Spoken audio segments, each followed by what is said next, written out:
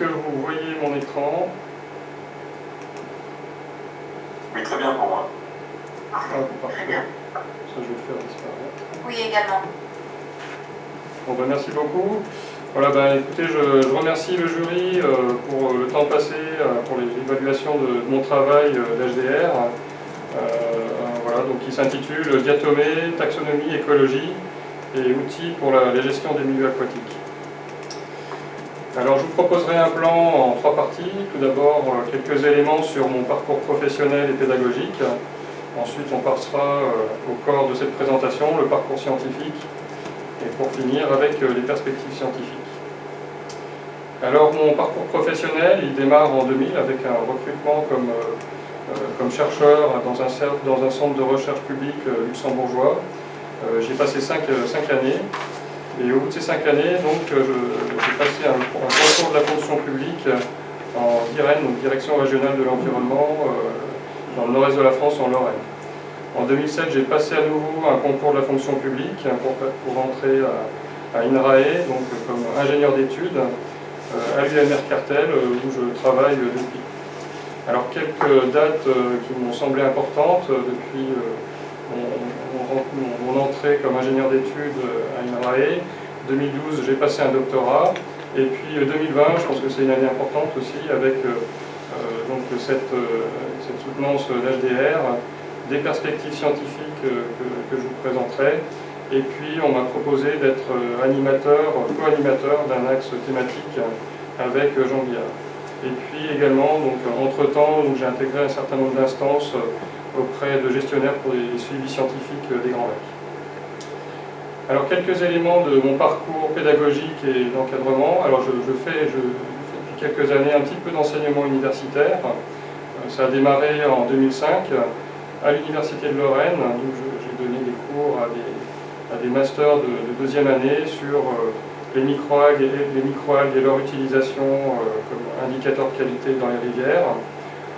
Puis en 2008, j'ai fait le même genre de cours à l'Université de Franche-Comté, et depuis 2015, donc à des masters à l'Université Savoie-Mont-Blanc, également sur l'utilisation des microalgues comme indicateur de la qualité des lacs et des rivières. Alors, de la formation professionnelle, j'ai participé dès 2000 à des formations professionnelles sur la taxonomie des diatomées avec mon collègue Luc Hector, donc entre 2000 et 2007. Un petit creux entre 2000 et 2011, et puis à partir de 2011, j'ai proposé des formations sur phytoplancton à différents niveaux, à peu près une dizaine. En 2015, à partir de 2015, j'ai participé à des formations en limnologie, donc organisées par l'AFB, enfin l'OFB maintenant, et l'UMR Cartel. Et depuis 2019, je propose avec mes collègues des formations sur le métabarcoding. En ce qui concerne l'encadrement, j'ai démarré l'encadrement d'abord avec des masters en 2004, puis à partir de 2010, j'ai participé à des co-encadrements de doctorants. 2013, ça a été mon premier jury de thèse, j'en ai fait plusieurs depuis, et mon premier post-doctorant, la première post-doctorante que j'ai encadrée, c'est à partir de 2020. Et puis là, j'ai repris un petit peu le nombre de personnes que j'ai encadrées. En ce qui concerne les aspects de rayonnement, animation et publication, l'animation, elle se passe à différents niveaux, à un niveau local, par exemple au niveau de l'UMR Cartel, comme je le disais auparavant, je suis co-animateur d'un axe thématique qui s'appelle Diagnose. Je suis curateur d'une collection de cultures à Thonon. À un niveau un peu plus large, je fais partie d'un certain nombre de réseaux, donc je participe à un réseau COST sur l'ADN environnemental. On est en train de monter avec des collègues au sein d'INRAE un réseau sur l'ADN environnemental qui s'appelle ADNO. Je suis animateur d'un réseau avec différents collègues européens qui s'appelle GATT-Barcode sur l'utilisation sur les barcodes de référence diatomées. Je fais partie aussi d'un conseil scientifique, d'une instance au niveau de l'INRAE qui regroupe des ressources agronomiques, plus spécifiquement sur le pilier environnemental. J'ai fait partie d'un bureau pendant de nombreuses années d'une association scientifique, et puis voilà, donc pour les suivis scientifiques, des Grands Lacs, je fais partie d'un certain nombre de conseils scientifiques, notamment pour le lac d'Aiguebelette et pour le Léman. Le rayonnement, bon, comme chacun d'entre vous, j'ai des activités éditoriales comme référie, éditeur associé d'une revue. Les activités pédagogiques dont j'en ai déjà parlé. J'ai organisé un certain nombre de colloques à Thonon et puis en collaboration avec d'autres collègues dans d'autres villes. J'ai animé un certain nombre de tables rondes, j'ai été conférencier invité d'un certain nombre aussi de colloques. Pour passer aux publications, j'ai plus d'une centaine de publications qui sont indexées tous les ans, donc je participe à la rédaction de rapports pour les gestionnaires principalement. J'ai participé aussi à une expertise scientifique collective, c'est cet acronyme ESCO. Et puis j'ai été aussi force de proposition pour deux normes au niveau européen concernant le métabarcodique. Voilà, alors on va rentrer un petit peu dans le vif du sujet avec le parcours scientifique, avec 4 volets.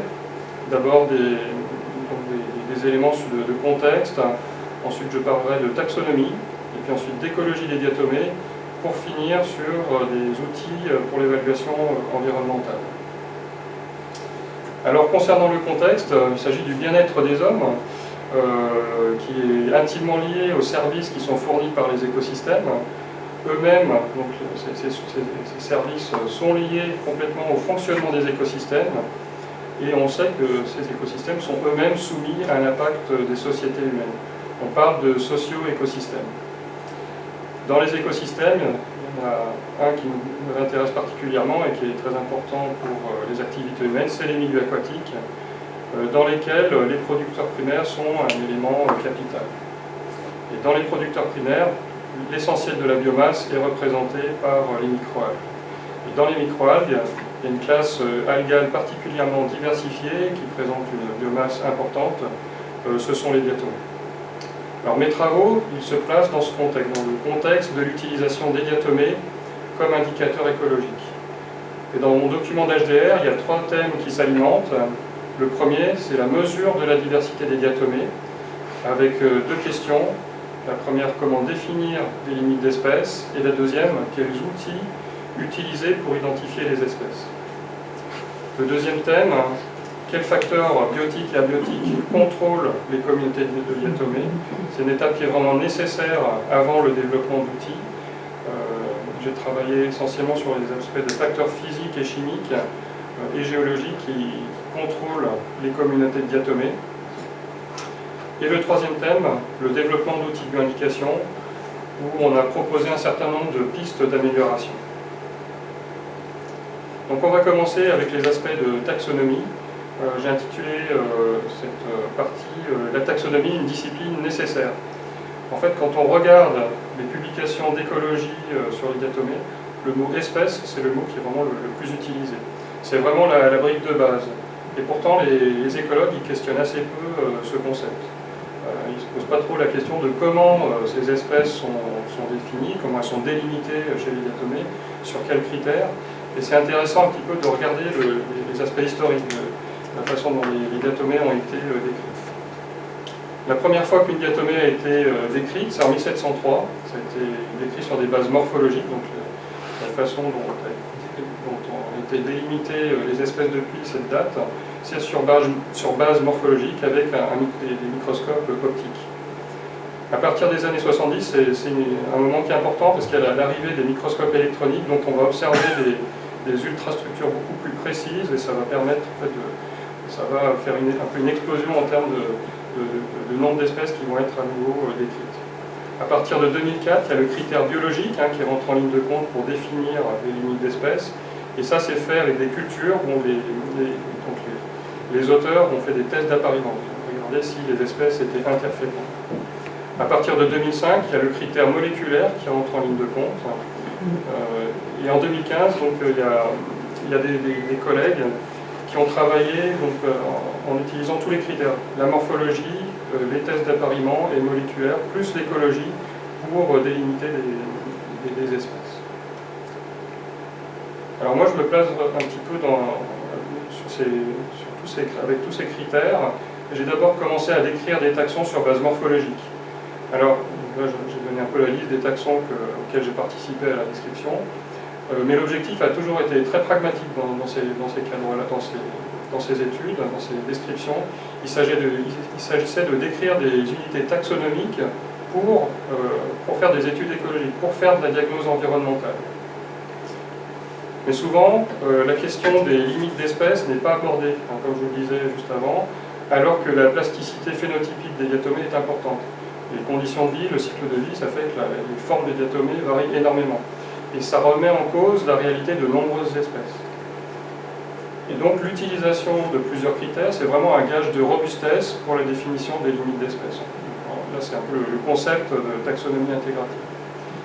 Et c'est un concept qu'on a appliqué à Michapalea, qui est une espèce qui est vraiment cosmopolite, polymorphe, et pour laquelle il y a beaucoup de sous-espèces, de variétés qui ont été décrites sur base morphologique. Donc on a travaillé avec des collègues anglais et espagnols sur la question de l'apport du moléculaire. Donc ce qu'on a fait, on a rassemblé à peu près 80 cultures, là vous voyez sur cette carte géographique, les petits points blancs, c'est des endroits où des cultures, des cellules ont été isolées, ont été mises en culture, elles ont été séquencées. Quel est l'apport du moléculaire? Ce qu'on a observé, c'est qu'il n'y avait pas de lien entre morphologie et moléculaire. Et donc, il n'y avait pas non plus de critères objectifs pour définir des limites de groupe moléculaires. Ce qu'on a également observé, c'est que des cultures géographiquement voisines avaient plus de chances d'être génétiquement proches que des cultures géographiquement éloignées. C'est ce qu'on voit sur ces box plots, des cultures qui ont été prélevées à moins de 1 km de distance. Vous voyez, les distances génétiques sont plus faibles que si on prend des cultures qui ont été isolées à des endroits qui sont séparés de plus de 100 voire 1000 km. Donc ce que ça veut dire, c'est qu'on a des populations qui sont non panmictiques, même si certains génotypes sont dispersés sur toute la surface de la Terre. C'est ce qu'on voit là quand on regarde un petit peu la ligne de base. Il y a toujours des cultures qui sont présentes, il y a toujours des génotypes qui sont présents un peu partout. Donc ce que ça veut dire aussi, c'est qu'il y a un frein à la dispersion, il y a une diversité intraspécifique qui est sous-estimée, c'est ce qu'on voit ici sur cette courbe d'accumulation de génotypes en fonction du nombre de cultures, du nombre de sites d'échantillonnage. Surtout si on considère qu'il y a des zones géographiques qui sont complètement sous-explorées, inexplorées. Par exemple ici en Eurasie ou en Afrique. Alors on a continué à appliquer ce concept de taxonomie intégrative à d'autres complexes d'espèces. C'est les deux que vous voyez ici, Gonphonema parvulum en haut et Fragilaria. La problématique elle est un petit peu similaire à Michapalea. C'est des espèces, des complexes d'espèces qui sont considérées comme cosmopolites morphologiquement, avec beaucoup de sous-espèces qui ont été décrites. Et ce qu'on observe, même en culture, c'est qu'il y a là aussi une grande plasticité phénotypique. Et ça pose des problèmes quand on applique des outils de bioindication, parce que bien souvent, les personnes qui identifient ces complexes d'espèces, ils se trompent parce qu'il y a toutes les formes de transition, donc ils ont du mal à identifier correctement les choses. Les espèces en fait sont mal définies. Donc les objectifs, ils étaient de définir des taxons sur une base robuste, en alliant plusieurs critères, et que ces espèces soient vraiment utilisables pour le monitoring, pour que les outils fonctionnent, les outils d'évaluation fonctionnent. La méthode, ça a été là aussi de séquencer plusieurs dizaines, voire centaines de cultures, et de regarder d'une part, ce qu'on a observé, c'est que certains génotypes étaient restreints à certaines régions climatiques et d'autres étaient cosmopolites. Ce qu'on a observé, et qui est un peu différent de l'exemple précédent, c'est qu'il y avait une correspondance entre génotype et morphologie, mais pour des structures morphologiques qui ne sont pas prises en compte traditionnellement. Par exemple, cette zone-là, chez Gonphonema parvulum, c'est quelque chose qui n'est jamais observé, qui n'est jamais pris en compte quand classiquement on décrit des espèces, ou même quand on les identifie. Et donc ça nous a amené, notamment pour les Fragilaria, à décrire de nouvelles espèces. Alors l'impact, c'est qu'on a eu des réactions vraiment véhémentes de taxonomistes un petit peu traditionnalistes, j'ai noté de gardiens du temps. On a eu des réactions assez véhémentes, notamment sur Twitter. Et ce que je veux dire, mais je pense qu'il est assez naturel pour la plupart des personnes qui sont là, c'est que les espèces, ce n'est pas une fin en soi, ça doit vraiment être un outil qui doit répondre à des questions et qui doit être aussi adapté aux technologies actuelles. Donc là, je passe justement à cette question qui est rendre l'identification plus démocratique. Alors on connaît les besoins grandissants en termes de conservation, d'évaluation de la biodiversité, de gestion des écosystèmes, et parallèlement à ça, il y a une stagnation, on sait, des crédits dédiés aux études taxonomiques. Alors traditionnellement, la description des espèces, notamment le diatomée, elle se fait dans des journaux un peu spécialisés, voire cryptiques, stockés, voire peu cachés dans les bibliothèques. Alors les solutions, dans les années 2000, ça a été un peu de divulguer cette information sous forme de plateforme web. Donc là, je vais donner quelques exemples. Tree of Life, par exemple ici à gauche. Et pour les diatomées, il y a ce site internet qui est très bien fait, d'Items of North America. Et puis une autre solution qui a été proposée par Ebert, c'est d'utiliser l'information moléculaire pour identifier les taxons. Donc on parle de barcoding. On va utiliser des petits codes barres spécifiques pour identifier les espèces. Et donc ce concept a été étendu à des communautés. On parle de métabarcoding quand on va identifier avec ces petits codes barres des espèces dans des communautés. Donc avec ma collègue Agnès Boucher, on s'est vraiment placé dans ce développement méthodologique pour les diatomées, développement méthodologique du métabarcoding. Et là vous voyez un peu les différentes étapes du processus de métabarcoding pour appliquer les diatomées. Pour chaque étape, on a regardé quels pouvaient être les biais ou les différentes solutions possibles. La première étape, l'échantillonnage, on s'est posé la question du mode de préservation. Donc ça, c'est encore des choses qui sont encore en cours, notamment avec Cécile Chardon et Valentin Vasselon. Qu'est-ce qu'il faut utiliser comme produit de préservation, l'éthanol, le tampon, la congélation. Et ça ne nous a pas empêché, j'étais vraiment à l'œuvre dans ce cadre-là, de proposer une norme pour l'échantillonnage. C'est une norme qui a été acceptée en 2018 pour l'échantillonnage des diatomées dans un processus de métabarcoding. Une autre question qui a été le kit d'extraction. Donc ça a été un travail de Valentin Vasselon pendant sa thèse. Une autre question qui est arrivée très tôt aussi, quel marqueur choisir. Donc ça a été un travail de Lénaï Kermarek, qui était notre première thésarde sur le sujet. J'ai beaucoup travaillé aussi sur ces aspects de base de référence, notamment sur la complétion des bases de référence. J'ai proposé une méthode utilisant des données de séquençage massif pour compléter les bases de référence. J'ai été aussi force de proposition avec d'autres collègues européens pour faire accepter une norme européenne sur les bases de référence diatomiques. Et puis là, dernièrement, avec une trentaine de collègues européens, on est en train de rédiger un document cadre pour la gestion des barcodes de référence pour tous les organismes aquatiques. Un gros travail également sur la base de référence qui se nomme GATT-Barcode, qui a été initiée par Lénaï Kermarek. Actuellement, je suis beaucoup aidé par Teofana Shonova pour sa complétion. Et puis donc là aussi, il y a une collaboration internationale avec une dizaine de laboratoires européens pour sa curation et sa complétion. C'est une base qui est open access. Là, vous avez le site internet. Vous pouvez télécharger la base. Et puis tous les petits points bleus ici, c'est des échantillons, il y a eu des cultures de diatomées, ou des échantillons environnementaux qui sont, où les données sont dans la base de référence. Autre chose sur lesquelles, donc c'est Valentin Vasselon, un thésard, un doctorant qu'on a eu ces 3 dernières années, qui a beaucoup travaillé sur les aspects d'inventaire. Quand on produit un inventaire en microscopie, on identifie en compte des frustules indépendamment de leur taille. Quand on produit un inventaire en métabarcoding, les choses sont un petit peu différentes. Ce qu'a montré Valentin Vasselon, c'est que le nombre de génomes de chloroplastique dans lequel se trouve le RBCL et qui est le barcode qu'on utilise pour identifier les diatomées, ce nombre de génomes il est proportionnel donc au biovolume des espèces. Donc ça a été un travail réalisé sur des suivis de culture et un QPCR. Et donc ça induit un biais entre guillemets sur les inventaires produits en métabarcoding. Et donc pour rendre des inventaires produits en métabarcoding les plus similaires possibles aux inventaires produits en microscopie, il faut prendre en compte ce biovolume spécifique. Et donc Valentin a proposé un facteur de correction pour rendre ces données plus similaires. Et c'est important de le faire, surtout si on veut calculer des indices diatomiques qui sont traditionnellement calculés avec des données microscopiques. Quelque chose sur lequel j'ai aussi pas mal travaillé, c'est sur la précision d'identification, qui est supérieure en métabarcoding. Donc c'est des choses que j'ai montrées en lac, mais qu'on a aussi montré avec Cinziana Rivera sur des carapaces de tortues. En fait, c'est des tortues de Mayotte, là que vous voyez à gauche.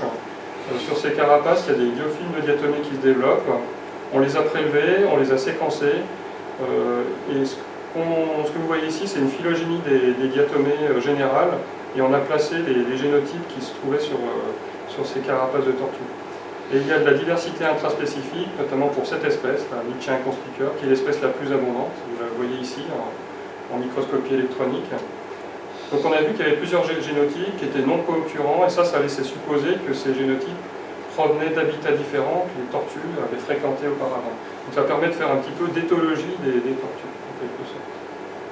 Voilà, puis quand on considère un peu l'intégralité de ce workflow, je pense qu'on peut vraiment parler de démocratisation, parce qu'il n'y a plus besoin de formation sur plusieurs années pour devenir un expert en identification des diatomées.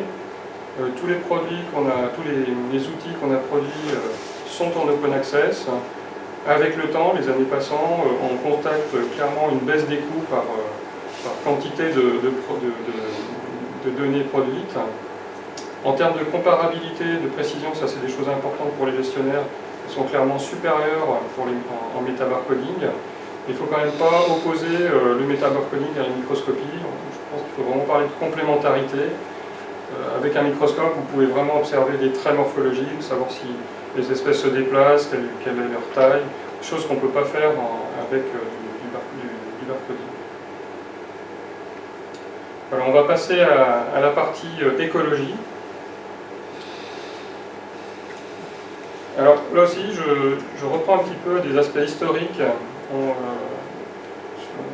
fait, il y a plusieurs périodes dans l'histoire de l'étude de l'écologie qui ont été décrites par Small et Stormer. Je vais les reprendre ici. Je pense qu'elles sont intéressantes. Il y a vraiment une première période dans les années 1800-1900 où les personnes qui s'intéressaient aux diatomées faisaient vraiment des descriptions très naturalistes du milieu de vie, presque littéraires. Je trouve que c'est une période qui est vraiment intéressante, avec des dessins vraiment in vivo des espèces, chose qu'on ne fait plus actuellement. À partir de 1900, on passe dans une période de systématisation. Entre 1900 et 1970, on crée des classes écologiques dans lesquelles on va ranger toutes nos espèces. Donc ça aboutit un peu à ce genre de tableaux là, qui sont encore très utilisés actuellement. À partir de 1970, c'est une période d'objectivation, où on va utiliser des méthodes statistiques pour décrire l'écologie des communautés de diatomées. Mes travaux ils se situent un peu à la frontière entre ces trois périodes. J'emprunte un petit peu ces trois périodes. Et j'ai travaillé principalement sur des aspects de turbulence en lac, pour ce qui est des facteurs physiques. Et pour les facteurs chimiques, je voudrais vous parler de tout ce qui est aspect de géologie, impact de la géologie, et puis des micropolluants. Alors, pour les facteurs physiques, on va faire un focus sur les diatomées benthiques littorales en lac, qui sont un bon outil pour appréhender les stresseurs littoraux.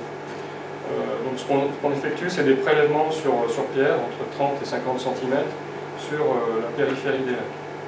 Et donc on peut définir de cette façon-là des communautés de diatomées dans les grands lacs. Là vous avez pour les 4 grands lacs sur lesquels on travaille à l'UMR Cartel, le Léman, Annecy, Bourget et Aiguebelette à droite. Et vous voyez que ces communautés, donc chaque couleur ça correspond à une communauté, ces communautés ne sont pas distribuées de façon hasardeuse autour du Léman et autour des autres grands lacs. L'hétérogénéité de ces communautés dans les grands lacs, elle est causée par deux choses. La première, c'est l'arrivée d'émissaires qui sont chargés en nutriments. Ça se voit très bien sur le Léman, par exemple. Là, vous avez l'arrivée du Rhône, et donc ça impacte fortement. Vous avez une communauté bien particulière en rouge qui apparaît. Là aussi, il y a deux cours d'eau qui sont assez chargés en nutriments, même type de communauté, etc. Ça se retrouve aussi sur le Bourget, là, cette communauté verte, elle est liée à l'arrivée d'un émissaire qui est chargé en nutriments. La présence d'habitats particuliers va aussi expliquer l'hétérogénéité des communautés. La présence de porcs, de pentes particulières, ça c'est le cas par exemple sur Aiguebelette, la présence de macrophytes, ça explique certaines communautés, ici par exemple sur Annecy. Alors ça c'est un grand lac, on s'est posé le même type de questions pour des petits lacs. Est-ce que les communautés sont toujours hétérogènes dans des petits lacs, et des petits lacs, même s'ils n'ont pas d'émissaires qui amènent une charge en nutriments? On s'est placé en fait dans un cadre où il n'y avait pas d'impact anthropique, et on a travaillé donc sur des lacs d'altitude. Donc ça c'est le fruit d'une collaboration entre plusieurs collègues, Étienne Dandrine, Florent Artaud, Jean-Marcel Dorioz, Agnès Boucher, et donc Léa Ferré, c'était une étudiante. Donc c'est des petits lacs naturels qui ont été prélevés. À chaque fois, 3 prélèvements ont été réalisés. Vous avez ici une soixantaine de lacs qui ont été prélevés dans le cadre de cette étude. Est-ce que ces 3 prélèvements présentent des communautés homogènes ou hétérogènes?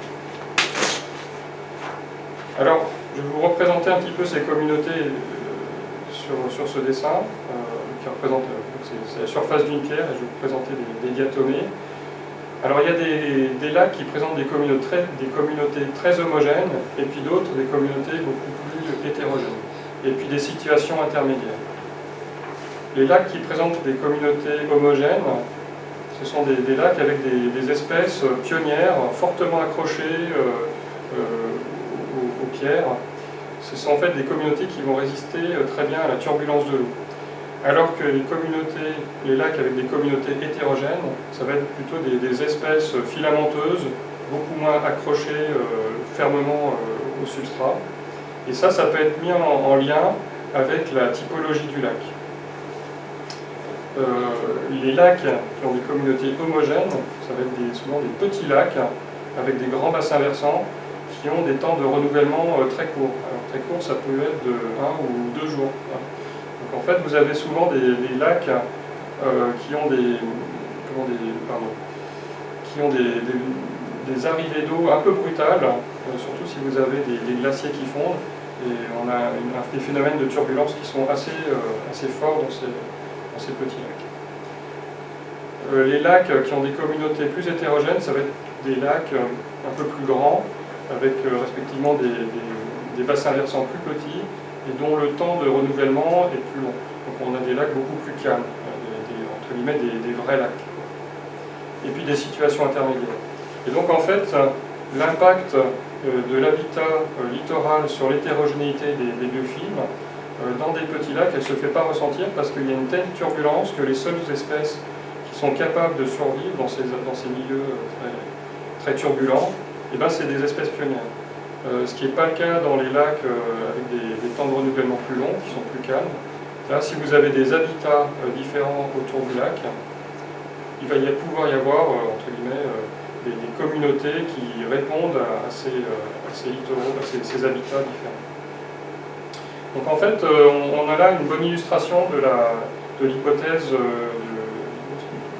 gradient de stress, qui nous dit que si on a un stress intense, les communautés sont similaires et favorisent des espèces pionnières. Donc on a une bonne illustration de cette hypothèse. Voilà. Quelque chose sur laquelle j'ai travaillé assez tôt, c'est l'impact de la géologie. J'ai remarqué assez tôt que la géologie avait un impact fort.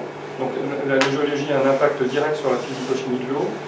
Et voilà, la composition en espèces, j'ai remarqué assez tôt qu'elle suivait rigoureusement les limites géologiques.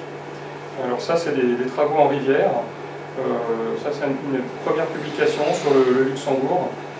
Donc le Luxembourg, c'est un petit pays où vous avez deux massifs géologiques. En haut, c'est les Ardennes, qui sont schisteuses, et au sud, c'est plutôt gréseux. Et vous avez vraiment donc ces couleurs, ces petits points, ça va être des communautés avec des espèces bien différentes. Et vous voyez qu'elles suivent rigoureusement. Ici, c'est la limite géologique entre ces deux massifs. Même chose, ici c'est le nord-est de la France. Vous avez, ici en blanc, c'est les Ardennes, donc des communautés qui sont similaires aux Vosges, entrecoupées par une autre communauté ici qui vit sur des milieux calcaires. Il y a des choses similaires aussi sur tous les massifs montagneux là, de cette zone européenne. C'est la géologie qui est le principal facteur explicatif de la composition des communautés. Et pour compléter, lorsqu'on réalise des identifications en microscope, on observe les mêmes cortèges d'espèces régulièrement dans des secteurs géographiques séparés même de plusieurs milliers de kilomètres.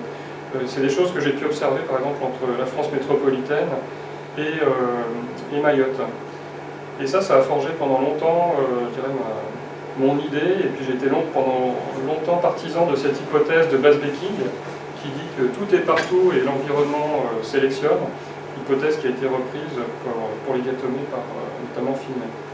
Mais c'est une hypothèse dont on reparlera un petit peu en fin de présentation à propos de mes perspectives. Une autre chose dont je voulais vous parler, c'est l'impact des herbicides qui nous a mobilisés pendant plusieurs années avec Agnès Boucher. L'impact des herbicides, et en particulier des inhibiteurs de la photosynthèse, du photosystème 2. Quel est leur impact sur les diatomées? Alors, on a utilisé des systèmes intégrant des échelles de complexité croissante, des tests dose-effet en laboratoire sur des cultures, des travaux sur des mésocosmes, et puis des observations in situ. Alors les tests dose-effet, ça a été le travail d'une thèse de Floriane Larras. Voilà ce qu'elle a observé. Ce que vous avez sur ce graphique, c'est une phylogénie d'une dizaine de cultures qui ont été testées d'un point de vue de leur CE50, leur concentration effective pour différents herbicides.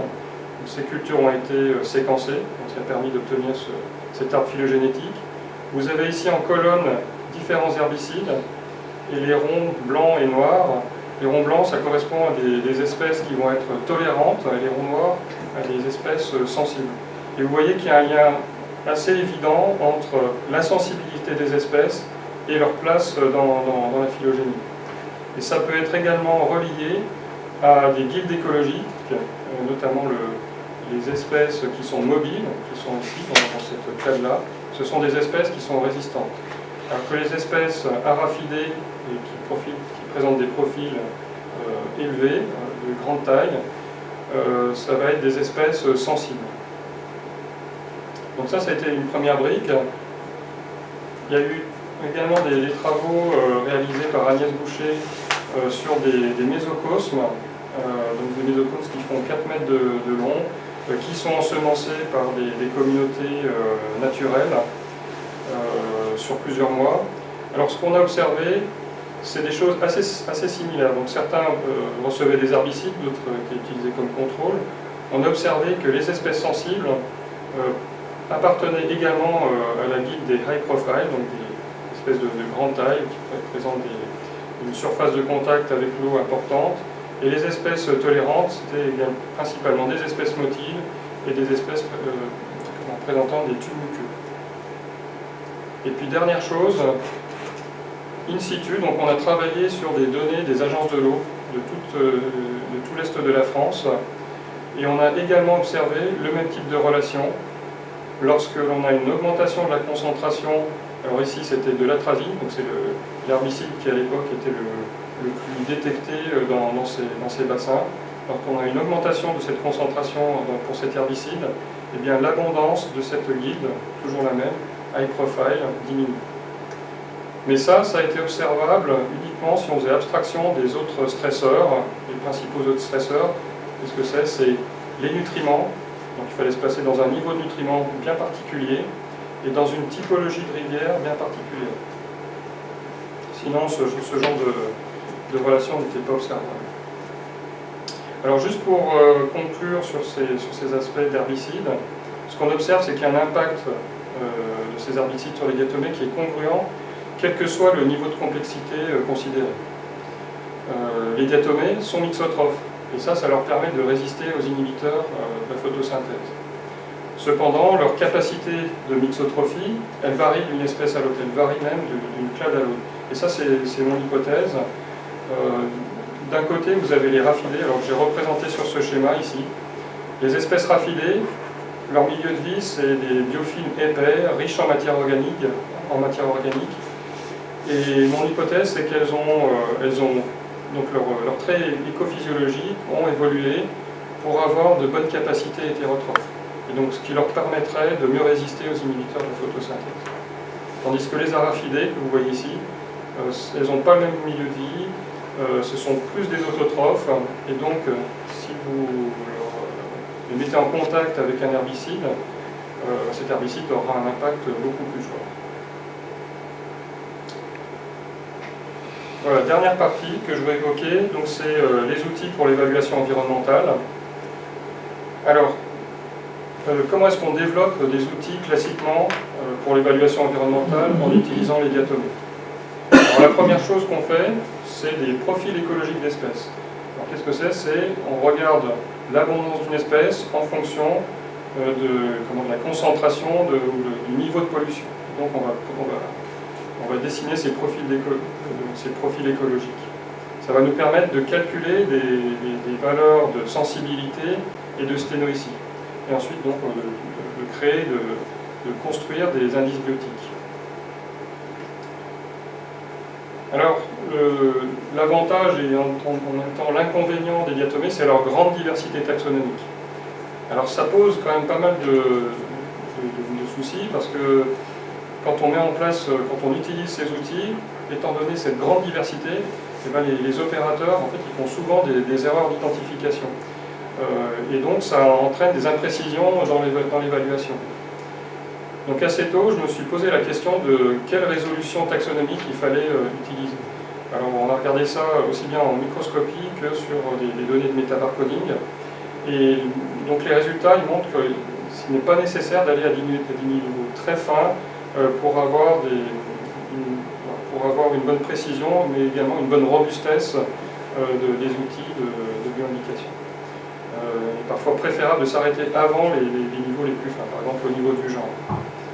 Alors cette grande diversité taxonomique, quand on travaille avec des identifications moléculaires, ça pose également des problèmes pour les bases de référence, qui vont permettre d'identifier les séquences environnementales. Souvent, nos bases de référence, elles sont incomplètes, c'est-à-dire on a une telle diversité qu'on ne peut pas séquencer, on peut difficilement avoir séquencé toutes les espèces existantes. Alors il y a des choses qui ont été faites par nos doctorants, Kalman Tapoxai, Valentin Vasselon, François Keck. Ils sont beaucoup amusés sur le développement d'indices taxonomie free, c'est-à-dire on se débarrasse de la taxonomie et on va regarder uniquement des patrons de séquences pour développer des outils. Et ça a donné des bons résultats. Cette grande diversité taxonomique, on s'est posé des questions sur des aspects de redondance écologique. Donc il y a une grande diversité de diatomées. Est-ce que des espèces sœurs, morphologiquement proches ou phylogénétiquement proches, est-ce qu'elles ont les mêmes préférendats écologiques? Donc ça a été un travail de François Keck pendant sa thèse sur les liens entre phylogénie et écologie. Concernant les valeurs de sensibilité de sténoïcie, quand on calcule ces valeurs, ça fait l'hypothèse d'une distribution gaussienne. Mais souvent, vous voyez ici, ces profils écologiques, donc ils ne respectent pas cette hypothèse. Et donc c'est Kalman Tapoxai qui, pendant sa thèse, a développé des outils qui utilisent d'autres modèles et d'autres hypothèses que cette distribution gaussienne. Et donc il a développé des outils qui sont actuellement utilisés à Mayotte avec succès. Ensuite, on peut regarder les indices biotiques qui sont basés sur le concept d'autécologie des espèces, c'est-à-dire qu'on prend en compte les individus séparément dans leur biotope. Est-ce qu'on peut prendre en compte d'autres concepts? Et donc là, on a travaillé sur de l'écologie fonctionnelle, principalement dans le cadre de la thèse de Kalman Tapoxai, qui a là aussi développé des outils basés sur des traits fonctionnels, qui marchent très bien et qui sont là aussi utilisés avec succès par les gestionnaires à Mayotte. Et puis dernièrement, on travaille sur des aspects de phytosociologie en lac avec Agnès Boucher. Alors je ne vais pas vous parler de tout ça, je vais vous faire un focus sur les liens entre phylogénie et écologie. Donc ça a été un travail, comme je vous le disais, de François Keck. Les traits des espèces, on sait, sont le résultat d'une part de l'adaptation des individus à leur milieu naturel et d'autre part de leur héritage phylogénétique. Et ce qui est intéressant, c'est de mesurer l'inertie phylogénétique, de mesurer l'intensité du signal phylogénétique. Vous voyez par exemple dans cet arbre phylogénétique, vous avez 8 espèces. En face de ces espèces, on peut plotter, on peut donner la valeur d'un trait. Par exemple ici, ça peut être une sensibilité à un niveau de pollution. Et il est intéressant de regarder la distribution de ces sensibilités dans la phylogénie. Donc ici, dans ce cadre-là, vous voyez bien que l'intensité du signal phylogénétique est forte et ça permet en fait de simplifier les outils d'évaluation. Il n'est pas nécessaire dans ce cadre-là d'aller à un niveau spécifique. On peut simplifier en définissant des groupes phylogénétiques de taxons ayant des sensibilités proches. Donc François Keck a travaillé sur ce genre de choses. Il a testé donc pour des espèces de rivières le signal phylogénétique d'un indice biotique. C'est l'IPS, un indice qui est utilisé au niveau européen. Donc là, ce que vous voyez, c'est une phylogénie des diatomées. En face de chaque espèce, vous avez le profil écologique donné par l'IPS. Vous voyez bien qu'il y a après des calculs, il a montré qu'il y avait un signal phylogénétique, mais on le voit assez facilement à l'œil. Et donc il a pu créer un indice simplifié passant de 262 espèces à 32 groupes. Et là vous avez la corrélation entre un indice standard qui utilise toutes les espèces et l'indice simplifié de François. Donc il est allé un petit peu plus loin avec des données de métabarcoding. Donc quand vous obtenez des données environnementales, des séquences environnementales, l'objectif c'est de les identifier. Alors certaines d'entre elles, vous pouvez les identifier parce que la base est assez complète pour celle-ci. Vous obtenez une liste taxonomique et à partir de cette liste taxonomique, vous pouvez calculer un indice classique. Donc là qu'on a corrélé à des données de microscopie. Mais parmi ces séquences, il y en a certaines qu'on n'arrive pas à identifier parce que la base n'est pas assez complète. Vous allez avoir une perte d'informations. Mais ce qu'on peut faire, et ce qu'a fait François, c'est replacer ces séquences environnementales non affiliées dans une phylogénie. Donc c'est les séquences rouges que vous voyez ici. Et si les plus proches voisins ont des écologies similaires, vous pouvez donc modéliser l'écologie à partir des plus proches voisins. Et donc réinjecter ces séquences non identifiées dans un indice augmenté. Et vous voyez ici qu'il y a une amélioration de la corrélation avec des données de microscopie. Voilà, donc j'ai terminé avec des perspectives scientifiques qui vont être dans la continuité de mes travaux avec ces deux pôles. D'une part, d'un côté, tout ce qui a trait à la recherche fondamentale et de l'autre côté, l'aide à la gestion. Pour les aspects de recherche fondamentale, l'objectif, là, ces prochaines années, c'est vraiment de capitaliser des apports du barcoding pour des données qu'on a obtenues en métabarcoding pour travailler sur l'écologie des diatomies. Également, donc, là c'est dans le cadre de la thèse de Cindiana Rivera qui est en cours, c'est d'avoir une compréhension plus holistique des biofilms. Et puis on a un dernier travail qu'on réalise donc avec Agnès Boucher, Isabelle Demaison et Christophe Laplace sur le développement d'outils métabarcoding pour le phytoplancton. Et puis l'aspect aide à la gestion, mon objectif c'est d'avoir une vision beaucoup plus holistique. Et je vous présenterai une approche pluridisciplinaire qu'on souhaite mettre en place. Alors, tout d'abord, quelques éléments, quelques questions pour les aspects de recherche fondamentale. Il y en a plusieurs vraiment que j'ai envie d'aborder. La première, c'est savoir si les diatomées d'eau douce sont cosmopolites. Ça, c'est un débat de longue durée, ça passionne les diatomistes. Et il y a vraiment deux écoles qui sont toujours affrontées. La première, dont je faisais partie jusqu'à Ce qui est un peu, c'est de dire que tout est partout, que les espèces sont cosmopolites. Donc ça, c'est les travaux de Finlay, c'est ce que j'ai observé jusqu'à présent avec les données microscopiques. Mais la grosse critique, c'est que je pense qu'on avait une taxonomie qui était assez grossière, donc basée sur l'identification microscopique, des identifications un peu en routine. Donc ça, c'est une critique qu'on peut apporter. Et l'autre école, c'est les collègues qui parlent d'endémisme. Il y a beaucoup de gens qui parlent d'endémisme en travaillant sur des études purement morphologiques, qui oublient quand même pas mal la plasticité phénotypique des choses sur lesquelles ils travaillent. Voilà, j'ai mis quelques auteurs avec qui je ne suis pas trop d'accord. Il y a aussi beaucoup de choses sur la structure biogéographique. Là aussi, il y a une critique qui peut être apportée, c'est que les aires d'études sur lesquelles les auteurs ont travaillé sur ces aspects de structure biogéographique, c'est que ces aires géographiques étaient fortement structurées géographiquement et physiquement. Donc forcément, ils observent des structures biogéographiques pour les diatomies. Je pense qu'il faut vraiment qu'on travaille sur ces aspects-là. C'est un travail qui a démarré Théophana Chonova cette année. Là, vous avez un peu tous les séquençages qu'on a obtenus. Alors, les rouges, c'est vraiment en régie, puis en bleu, c'est en collaboration. On pourra en rajouter d'autres. Donc, il y a Agnès Boucher qui est en train de déposer un projet sur ce sujet. Voilà, là, je voulais vous montrer ces premiers résultats. Qu'est-ce qu'ils montrent? Alors, chaque barre, c'est un nombre de génotypes. Et en face, vous avez son appartenance à une zone biogéographique. Par exemple, le premier bar plot, la première barre, vous dit qu'il y a 37% des génotypes qui sont présents uniquement en zone tropicale, 33% uniquement dans la zone subpolaire, 19% uniquement dans la zone tempérée. Et les génotypes qui sont partagés par plusieurs zones biogéographiques, en fait, ils sont relativement rares. Et ça, c'est vraiment des résultats qui m'ont interpellé, qui ont remis pas mal en question ce que je pensais sur le cosmopolitanisme des diatomies. Il faut vraiment qu'on continue dans cette voie-là dans un court terme.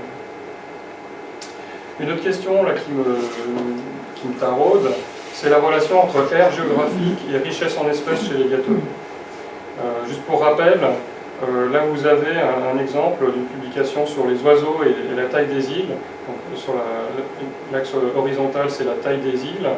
Et puis là, le nombre d'espèces d'oiseaux. Plus les îles sont grandes, plus vous avez une richesse spécifique importante en oiseaux.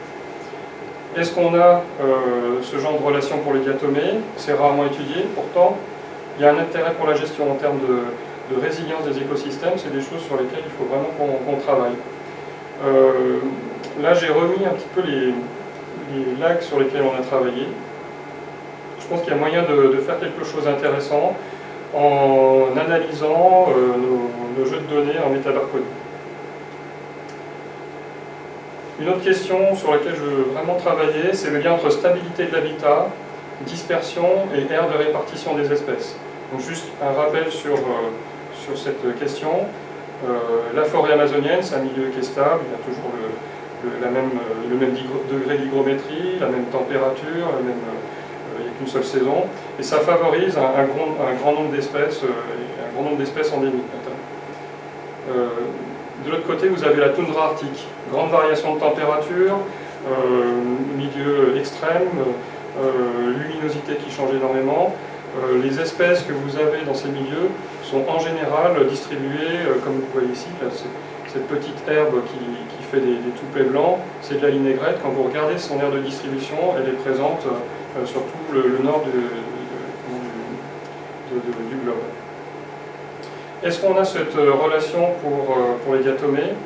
Je voudrais le travailler sur les lacs, en particulier sur la zone eulittorale et la zone sublittorale. La zone eulittorale par rapport à la zone sublittorale, c'est un milieu qui change beaucoup. Il y a des variations en nutriments, changement aussi de température assez important. Il y a des vagues. Est-ce qu'on a ce type de relation? Et quand on regarde un petit peu la littérature, il y a un certain nombre d'auteurs qui ont travaillé, ils ne sont pas nombreux, et qui ont travaillé sur cette zone sublittorale et qui ont publié des gros bouquins dans lesquels ils décrivent un certain nombre d'espèces endémiques. Alors là, c'est pour le lac Ohrid à gauche et le lac Baïkal, le livre noir. Et l'idée, c'est de démarrer, donc on a démarré une collaboration avec Zlatko Levkov sur le lac Okrid avec un Erasmus. Et l'idée, c'est de vraiment comparer nos microflores de ces zones littorales et sublittorales et voir un petit peu quels sont les taux d'endémisme avec du métabarconine et de la microscopie. Voilà. Et puis la dernière chose que je vais évoquer dans mes perspectives, c'est avoir une aide à la gestion par une approche pluridisciplinaire. Alors, il ne vous a pas échappé qu'on est vraiment dans une ère où les fake news, le conspirationnisme envahissent l'espace médiatique. Je suis intimement convaincu qu'il faut que les scientifiques on soit vraiment plus présents auprès des gestionnaires, des politiques et puis aussi, surtout du public. Et d'un autre côté, donc, on a nos lacs, nos grands lacs, qui sont au centre de nombreux enjeux socio-économiques, qui rendent de nombreux services à la population et qui sont, parallèlement à ça, soumis à des forçages globaux. Le scénario du GIEC nous le rappelle, des forçages locaux. Alors, localement ici, c'est vraiment l'augmentation de la population et des impacts afférents. Comment vont évoluer, d'une part, les besoins de la population, comment vont évoluer les services rendus par les lacs sous contrainte de ces forçages. Alors, là, je suis en train d'animer donc un groupe pour déposer une interreg franco-suisse qui se veut transdisciplinaire, avec à la fois des sciences de l'environnement et des sciences humaines et sociales. Là, j'ai mis l'ensemble des instituts et universités qui font partie de ce groupe. Et l'objectif, c'est vraiment d'avoir des résultats à destination des gestionnaires et des politiques. Voilà, j'en ai fini. Je vous remercie pour votre attention. Je remercie tout particulièrement Agnès Boucher, avec qui je travaille depuis de nombreuses années. Et puis, je remercie tous nos postdoctorants, doctorants, ingénieurs d'études,